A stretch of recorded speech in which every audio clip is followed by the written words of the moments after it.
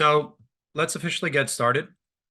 This is going to be an entry-level session, but that doesn't necessarily mean that even if you are kind of relatively experienced with artificial intelligence, that you're not going to get something useful out of it. So I'm going to do the best I can to make everything as useful as I can here. Let me give you some background of me, where I'm from, why I'm here.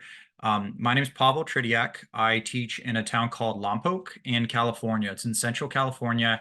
It is about 45 minutes to a half hour away from everything. And it is surrounded by farms, and it is surrounded by Chicano and Mexican immigrants.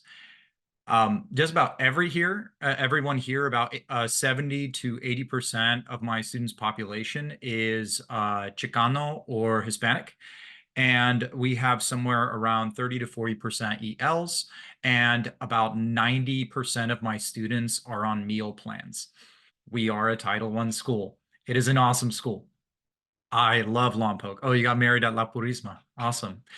I love Lompoc. I've been here. My kids have character, but the average reading level is roughly 3 to 4 grade levels below. So my 11th graders, regular English, are roughly reading at 9th or 10th grade level. So here's what I want to do for you guys. I want to share with you a bunch of resources I've created, a bunch of stuff that I've found to be really useful with working with my students, and give you strategies and examples as to how you can use ChatGPT in your class.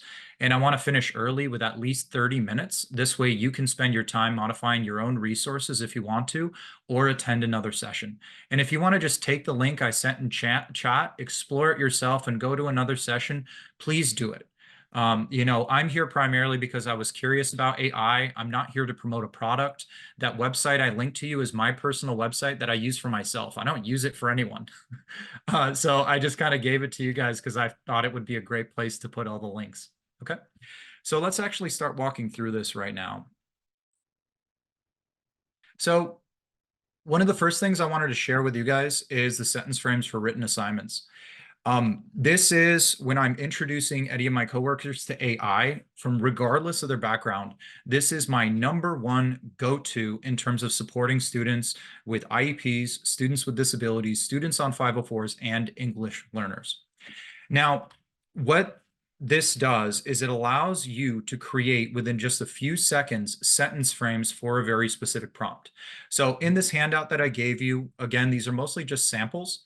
I have a prompt here for a biology class. My wife teaches biology at our same school, so I picked something with photosynthesis. And I have another prompt here with Kino from the Pearl and Steinbeck. And what I did was I threw this prompt in and I asked ChatGPT to generate a bunch of sentence frames.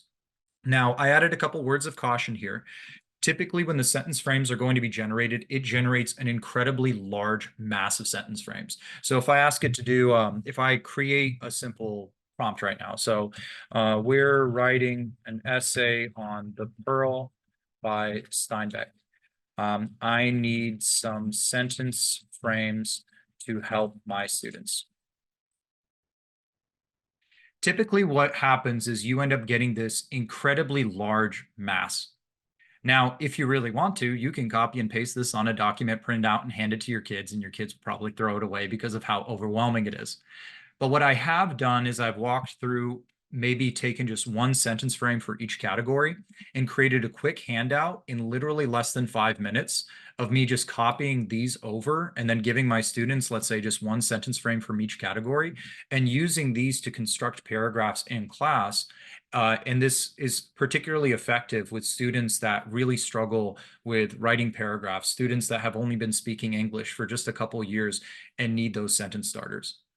Another word of caution is that sometimes they end up being too helpful. They end up being way too narrow in terms of sentence frames. So if I look at the sentence frame like through the lens of blank Steinbeck critiques, I like that sentence frame. It's a very open sentence frame that allows students to finish it up. They're not expected to write one word, but they're expected to actually write a whole clause or a whole phrase to finish that off. So what you really are looking for is very open sentence frames. But if this is still too overwhelming and you're looking to do something really quickly, like let's say a student in class literally asks you at that moment, like, hey, I don't know how to write this paragraph, and you have a printer and you can run over really quickly and do some sentence frames in a minute, which I've done. Like, why not just ask it to generate 5 sentence frames specifically?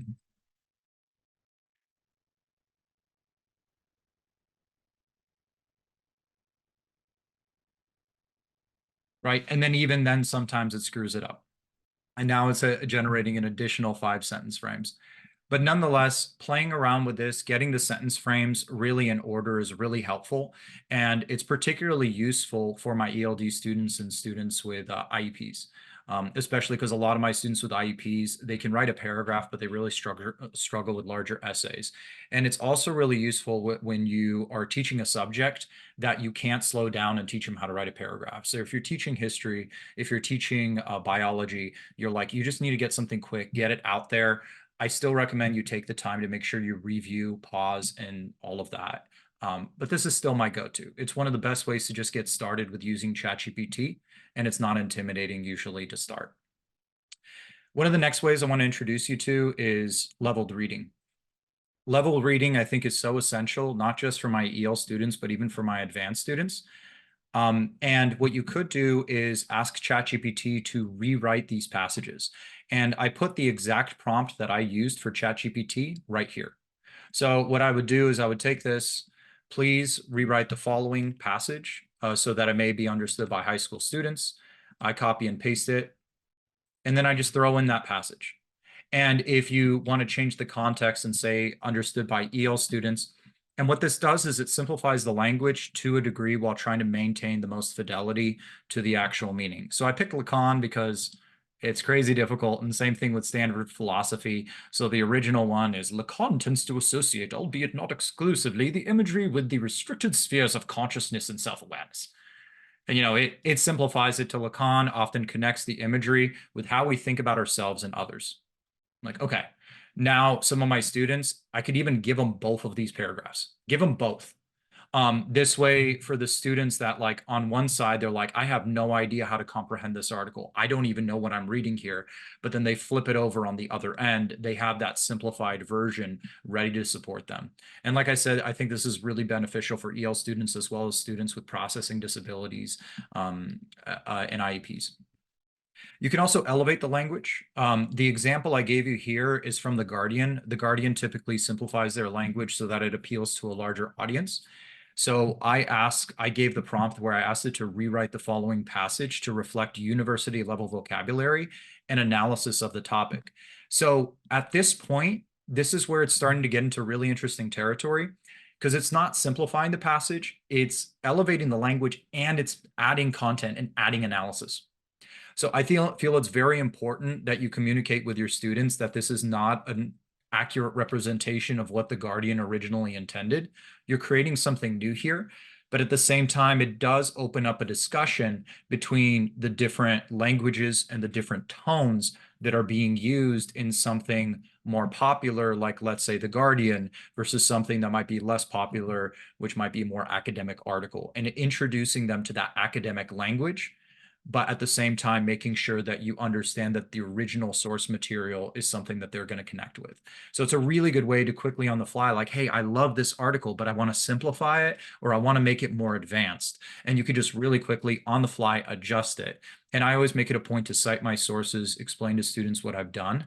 But it's a really good strategy that I've used with my English 11 kids because, frankly, I like The Guardian, but I just never feel like the analysis is up to par. So I'll oftentimes like kind of mix the two together and explain to the students what I've done. I did run into something that I just thought was cool. This doesn't have to do as much with helping support students with IEPs, but you can also, why not do bias analysis? I had to generate a right-leaning paragraph explaining Mexican immigration in California and a left-leaning paragraph explaining Mexican immigration in California. And the two generations, I think, are really fascinating. And I even put a couple ideas for student activities around discussion, writing, or speaking. And when you're thinking about this, like I was talking with one of the attendees yesterday. So she's teaching evolution in a Catholic school. So allowing ChatGPT to generate, how would you teach that in a Catholic school versus how would you teach it in a non-Catholic setting? And then opening up that discussion about how some of the language centered around these changes depending on the context, I feel has always been really useful for me as an instructional tool. Let me do two more quick things and then I'm going to stop talking and I really want to open up for questions. And again, if you guys have any questions, please just go ahead and ask them in chat. And if any of you guys entered if any of you entered while I was chatting, there's a link to the website with all the resources on there. Feel free to take it. One of the other ones I love using is outlines and scaffolds. So in a regular classroom setting, especially let's say in history and biology, you might have your students write a paragraph, write an essay explaining how the Gettysburg Address influenced slavery, write an essay exploring this aspect of environmental influence, whatever. You may not have the time to explicitly teach your students how to outline a paper. So by using ChatGPT to generate um, a mock outline, it really helps, again, streamline that workflow process. There's really not much to be said here. This is something that you can easily explore on your own. It's, again, just throwing ideas, throwing samples. These are the prompts that I was using. Here's how I adjusted them to, and here's the results. So again, just trying to share prompt ideas. But this is also a really good way that just in the moment, you know that the majority of your students can handle this essay topic or paragraph topic, but you know that 2 or 3 kids can't. This allows you within 5 minutes to generate something quickly, print out those 5 copies to the kids that need it, and those kids have support. And you can continue on with that lesson while at the same time providing that differentiated instruction that's going to help balance that equity in the classroom. And the last thing I want to talk about before I go into maybe some more advanced techniques, and I really have a cool website I want to show you because I added it from the last session. So I highly recommend you stick around just for 5 more minutes just because the last link is so cool. This is by far my favorite technique for working with my students with IEPs.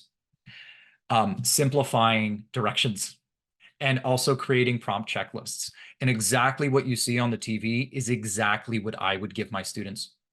So what would happen is you would have a complicated prompt. Now, I actually had ChatGPT generate a bunch of complicated university level prompts with the intention of like, I really want to make it convoluted, complex, whatever. I would ask ChatGPT to simplify the prompt and then afterwards generate a checklist. And that by generating that checklist for the prompt, you're again making something much more manageable, taking a buffet, changing it into bite-sized pieces. And it also creates a checklist for you to check the understanding of your student, so that as you progress through these various elements of your paper, and again, maybe this could actually be their outline. So maybe you can actually create an outline checklist or whatever it happens to be. It allows the students to also self-assess. And I remember yesterday we had one of the first meetings was all about John Hattie and his influence on education and all that data. Well, John Hattie, one of the biggest things in terms of really influencing students' abilities to learn was self-assessment. The ability for students to actually assess whether or not they themselves are reaching those standards and their goals. And just giving them a checklist, allowing them to check off their own progress as they go, especially with students with IEPs and students, EL learners, it helps increase that self-assessment because some kids might check off something and be like, oh yeah, I've totally done this. And you're like, no, no, no, no. And then at that moment, you're collecting data, you're collecting that informal data that's going to allow you to be like, okay, I need to generate one more thing here that's going to be really useful here in terms of helping the student understand that. Okay, I really want to just share a couple more resources for you guys before I go. I got 2 more links really quickly and it'll take just a couple more minutes. Does anybody have any questions? Is anyone finding any of this stuff particularly useful that resonates with you? I know on my end, it can always be very like, very, how is it like, I can't read body language. So, I'm talking into the void of Zoom. So I'd love to hear some comments into chat, whether any of this stuff is resonating with you, if any of this stuff ends up being particularly useful for you. Awesome. Thank you. Yeah. Let me share with you guys 2 more things. I want to start off with this last link because I just attended a session. And let me type into chat really quickly because I know a lot of this stuff is going to be on like they're gonna do what is it? Recorded videos. They're gonna post it. I attended a session. It was with Larissa Black. Thank you very much for those comments, guys. I attended a session with Larissa Black and Matt Carabinos, and they shared with me this link, and I added it to here. And if you didn't attend that session, I highly recommend you watch the recording of it because they shared this, which I thought was so cool. And immediately I was thinking about the application of it. So when you log in, you can create personalized AI assistants for something that you specifically need. So you can create a specific space, and I created a space to help with my students for them to basically run ideas and projects by it. And I highly recommend you check it out. And then the thing that blew my mind is they have a little tool button. You can actually create IEPs, IEP goals. You can create rubrics. You can create worksheets. You can create syllabi. They have all this really cool stuff that can all be generated. Again, it was the interactive AI learning with Larissa Black and Matt Carabinos, but I just attended that session before lunch and I'm sitting there going like, oh my gosh, like literally everything I've shared with you, this just layers on top of it and can even like get more and more structures to it. And if you actually, let me show you my Google Classroom, because during lunch I posted it to my Google Classroom and I actually already have students interacting with it. So these are my students that are interacting. I can see their responses. So I just really quickly posted it on Google Classroom, like, hey, why don't we experiment with it? You know, throw in your project and see what happens. So this is the way I'm playing around and trying to integrate AI. And it's very low key, like it's not sharing. We talked a lot about like sharing information, like private information with students and everything like that. So I highly recommend you check that out. Okay. Let me share with you one last resource and I'm done. And I want to let you guys go and do whatever you feel like you want to do. And if you want to stick around and chat with me, I'm even happy to play around and maybe we'll like game plan how to address an issue. The link is right here. It's the custom chatbots one, but let me copy and paste it in here. So it's the schoolai.com. That one, it's so cool. So cool. And I think like, especially for differentiating instruction, I just see so much potential there for that. The last one I wanted to introduce you to is Midjourney. So if none of you have heard of Midjourney, Midjourney is a AI that specifically develops images. So what I did was I used ChatGPT to generate descriptions. So this is the description of Holden Caulfield. And then I typed this into Midjourney, and here's what it generated.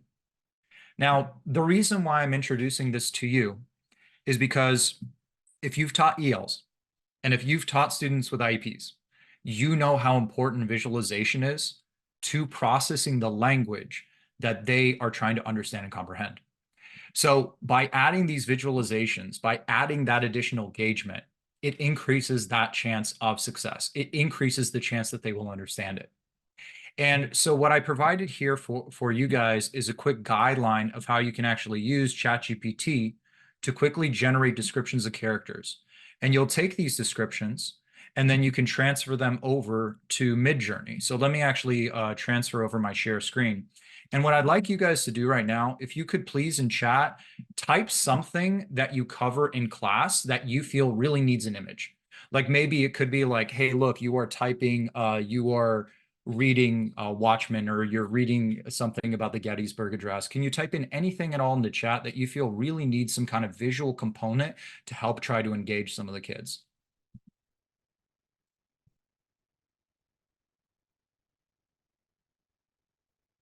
How search engine work? That would be interesting. I'm not necessarily sure that Midjourney is going to be the best when it comes to visualizing that. We can definitely play around with it. I'm trying to think of something maybe a little bit more tactile, like if we're looking at like Frederick Douglass or something like that, or let's say Abraham Lincoln, right? Let me just do Abraham Lincoln. Oop.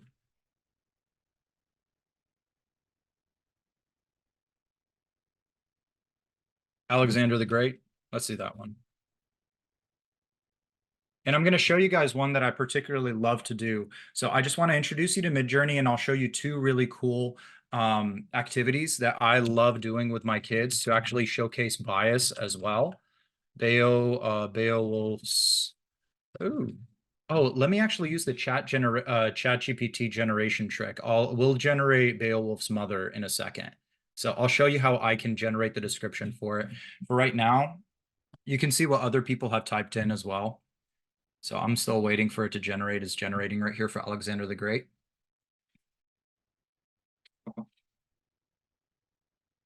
And it's done.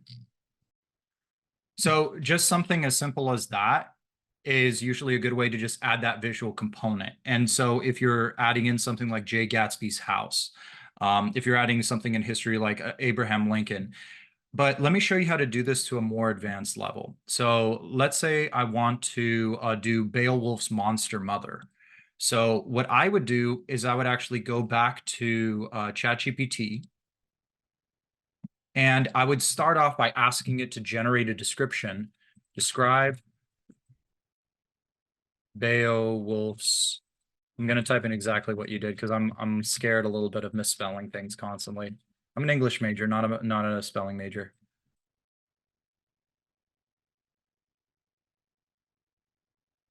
Is it Grendel? Grendel. So it's going to give me this really extended description, right? So here's what I'm going to ask it to do. Shorten the description for one paragraph. Focus on concrete details. This is for another AI that will use this description to generate an image.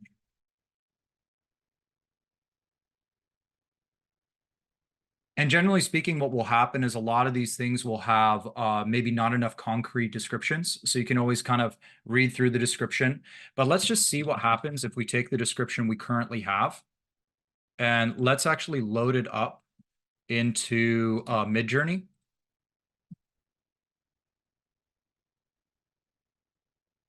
And let's go for it.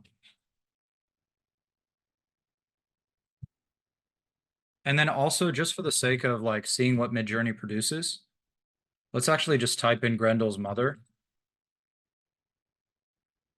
and see what happens. And there's one other really cool thing I want to show you in a second, which I use to introduce bias, introduce stereotypes, specifically with implicit bias. It's always fascinating to leave this up on my TV screen and just watch whatever horrors pop up and watch how my students react to them. So here's that first one. This is the ChatGPT description for Grendel's mother. Adding that visualization, and I can, of course, modify that visualization. I can isolate one of these photos as well. And if I scroll down, this is the one where if I just type in Grendel's mother, and this is going to obviously pull from the internet with any associations, what you have you.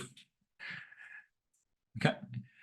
So one of my favorite ways to actually utilize this to really engage students that maybe are struggling with higher concepts too. So we were doing a lesson on race and implicit bias. So I immediately typed in, we were talking about stereotypes, and I noticed that the students, I asked them to talk about what stereotypes they know. They kept pulling from one example or another, and they seemed like they weren't really quite able to articulate exactly what stereotypes meant for them in their context. So what I ended up doing was I went over to the prompt and I just typed in average Mexican person. And as soon as I type this in, it takes about 60 seconds. During this time, I asked my students to talk with each other about what they expected to come up.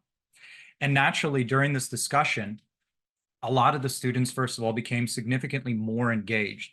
Now that they had this expectation of what might come up, they started to now be like, oh, okay, now I know what stereotypes are going to come up. I guarantee you this guy's going to be wearing a sombrero. It might be Nacho Libre, whatever it happens to be. And then while it was loading, sometimes I might even type up like, hey, imagine average woman. And then again, open up these discussions. And then as soon as this pops up, a huge outburst in the class begins to happen. And then immediately we start to get that visualization, that discussion about what stereotypes, how they essentially occur. And we start opening up this discussion about AI. Now, what does this have to do with diversifying instruction? Well, it's about adding in that visual component. Christy, I remember you typed in like how search engines work. this image, by typing in average Mexican man, immediately encapsulates how artificial intelligence, at least Midjourney, work. And then it opens up a whole nother discussion about, let's say, media bias and bias based off of the resources around AI and elements associated with it. So this is starting to get kind of more into like advanced, more like intermediate to advanced territory of implementing AI. But I've really enjoyed using Midjourney specifically to try to increase that engagement, really reinforce more abstract concepts. I've added it in, especially with like murder mysteries. So we were doing a murder mystery, or we are reading Crime and Punishment. So I generated some images, and it took me some time. It took me a lot of attempts. So I generated images that were very specifically based off of, like, this one's Svidrigailov, this one's Luzhin, this one is Raskolnikov, Katerina Ivanovna. Like, so again, adding that visualization. You can use Midjourney to also do top-down images too. So I did a visualization of the crime scene. And I know this is an advanced AP class with Crime and Punishment, this massive book, but I actually still have my first student with an IEP in my AP class that I'm so excited about, that we've been supporting.